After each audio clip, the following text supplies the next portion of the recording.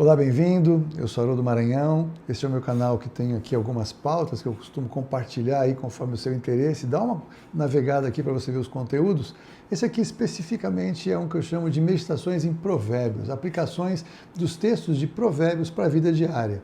Como você talvez saiba, Salomão foi um dos homens mais sábios, se não o mais sábio ser humano que andou aqui na Terra pela sabedoria que ele recebeu de Deus. E em Provérbios ele trata de vários assuntos da vida diária e é impressionante como coisas que ele fala acerca de sabedoria na vida diária, logo alguns 2.000 anos depois, quase 1.500 anos depois, nós temos no Novo Testamento esses mesmos textos tratados de uma maneira complementar. Eu já falei aqui que Tiago é um grande estudioso aparentemente de provérbios, que muitas das coisas que ele fala na sua carta combinam com textos, com conteúdos que você vai encontrar em provérbios se você fizer uma boa pesquisa. Então hoje eu vou fazer isso usando Paulo tratar de um assunto que combina com o que Salomão fala no seu livro de provérbios. Então vem comigo, eu quero falar sobre finanças, sobre dinheiro, numa perspectiva espiritual, não como muitos falam de que Deus ele é obrigado a enriquecer as pessoas, então alguns pregam o evangelho da pobreza, outros pregam a heresia da teologia da prosperidade. Não há nenhuma teologia da prosperidade que Jesus tenha morrido na cruz para fazer todo mundo ficar rico. Eu já falei sobre isso de passagem algumas vezes, é uma coisa que me deixa muito desconfortável, como muitas pessoas têm sido enganadas, mas é inegável que a prosperidade é uma bênção de Deus.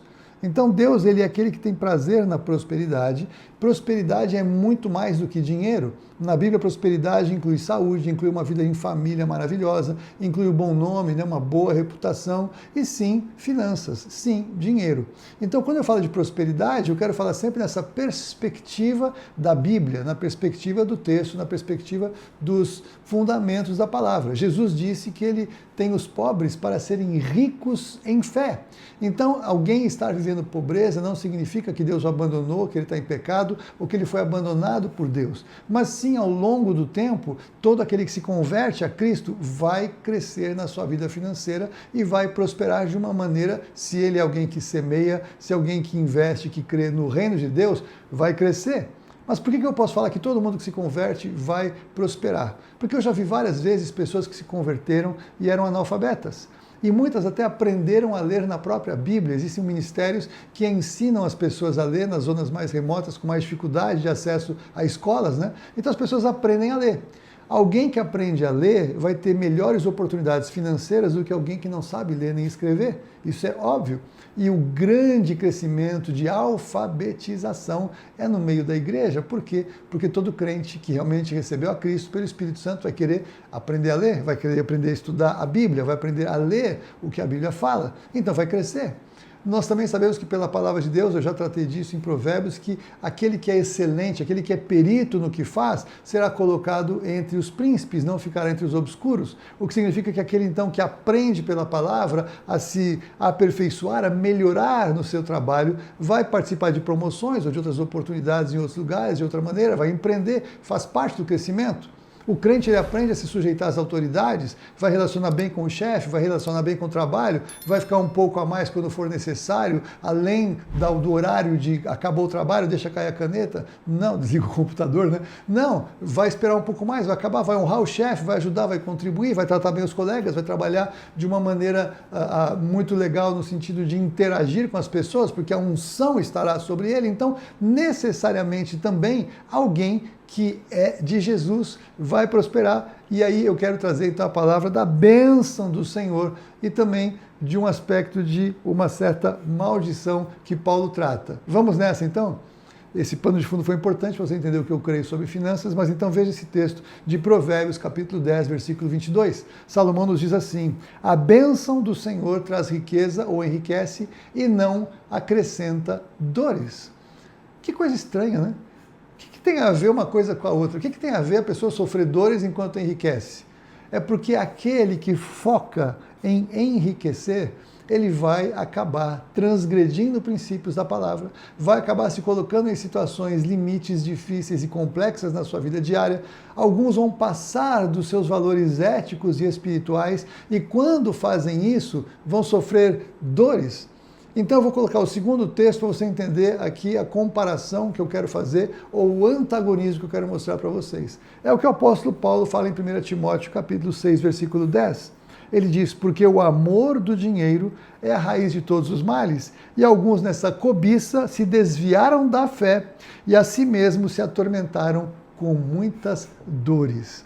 Veja que coisa, Paulo está usando o mesmo contexto, mas no sentido oposto do que Salomão coloca. Salomão coloca que a bênção do Senhor é quem enriquece. Então veja, não é exclusivamente o seu esforço, o seu trabalho, a sua capacidade, mas é você estar alinhado com os princípios de bênção de Deus na sua palavra, que vai fazer com que você prospere financeiramente, você cresça em enriquecer. Então não é a palavra prosperidade aqui, mas é exclusivamente riqueza no original hebraico. Por quê? Porque sim, é necessário que a bênção do Senhor nos faça prosperar. Agora, muitos crentes, quando ganham mais, quando o Senhor abençoa, começam eu não vou dizimar, é muito dinheiro para eu dizimar. Eu não vou ofertar, afinal de contas eu tenho meus projetos, eu nunca tive essa oportunidade, vou comprar um carro, vou viajar no final de semana, vou comprar e vou fazer, e fazem um monte de coisas, acaba às vezes se endividando, correndo atrás de coisas desnecessárias, mas porque agora ganham mais, então querem usufruir daquilo que todo mundo usufruiu e só eu que não.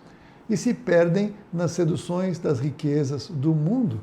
Então caem, de uma certa forma, aqui no amor do dinheiro, e o amor do dinheiro é a raiz de todos os males.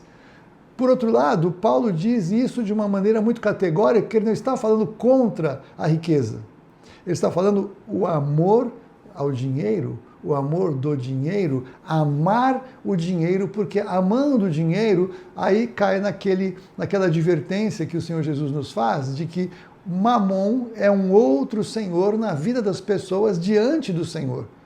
Olha que coisa. Então não é que Mamon é equivalente ao Senhor. Claro que não, Mamon é ridiculamente longe, é um principado, é um demônio poderoso para quem o serve, mas ele é insignificante diante do Senhor Deus. Mas quando o crente começa a correr atrás do dinheiro, começa a adorar o dinheiro, idolatrar o dinheiro, quando o dinheiro entra no coração do homem, ele perde a sua vida com Deus, porque ele vai se desviar da fé, que é o que Paulo fala, e aqui ele vai, de uma certa forma, começar a colocar a sua dependência no sistema do dinheiro do mundo, porque o foco passa a ser amar o dinheiro. Eu preciso enriquecer, eu preciso ter, eu mereço, alguns falam, o dinheiro. E até mesmo muitos, quando passam por uma igreja evangélica e ouvem só pastor pregando sobre dinheiro e não são abençoados, vão embora e falam, eu pensei que a verdade estava entre os evangélicos, eu vou procurar em outro lugar. Porque muitas vezes só ouviu falar de dinheiro na própria igreja e nunca ouviu falar da salvação em Jesus Cristo. Nunca entregou a sua vida ao Senhor Jesus. Nunca experimentou de fato a paz que o mundo não conhece, a segurança para passar dificuldades, a perseverança para semear e colher, que é o princípio de finanças do Senhor. Então a bênção do Senhor que enriquece e não acrescenta dores, ela é baseada em alguns princípios. E são princípios gerais que você já deve ter ouvido, eu vou repetir, talvez você não saiba, mas o sistema do mundo é comprar e vender. O sistema do Senhor é semear e colher.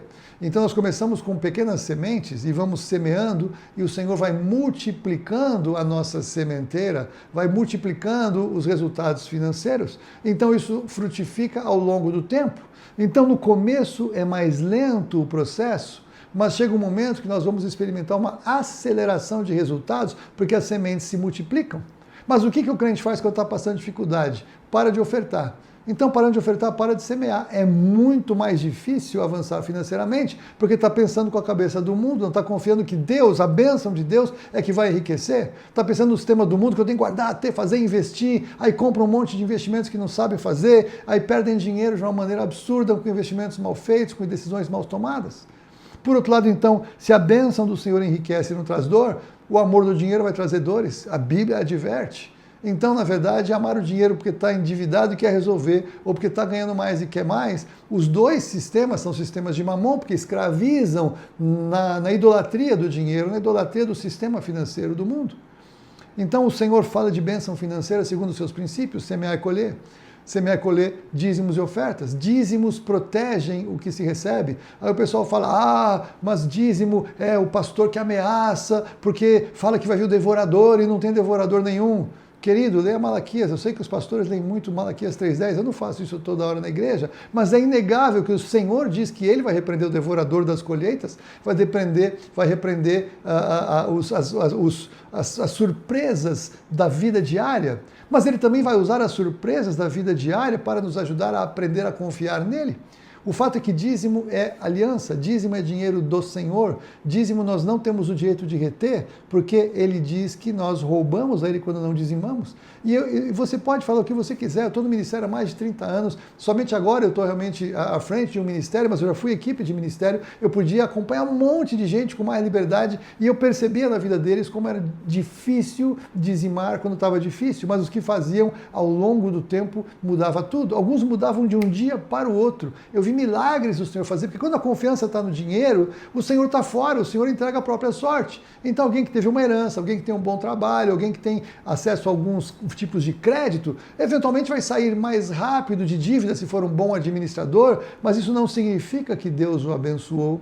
Não significa de que esse dinheiro vai ser bom, porque lembre-se então que dinheiro faz parte da prosperidade. Então alguns podem resolver o problema financeiro, mas a falta de paz na casa não vai trazer prazer. O medo e a insegurança de mudanças, a dependência do sistema, vai tirar também a paz da pessoa. Então o sistema de Deus é que Ele quer nos abençoar e nos enriquecer se nós não amarmos o dinheiro. Se nós usarmos o princípio de Deus na nossa vida financeira, não sofreremos dores. Que o Senhor possa então nos abençoar a termos sabedoria e revelação da sabedoria de Deus revelada a Salomão, da sabedoria de Deus revelada a Paulo. Então que haja a sabedoria de Deus revelada ao seu coração nesse vídeo para a glória dele, em nome de Jesus. Deus te abençoe.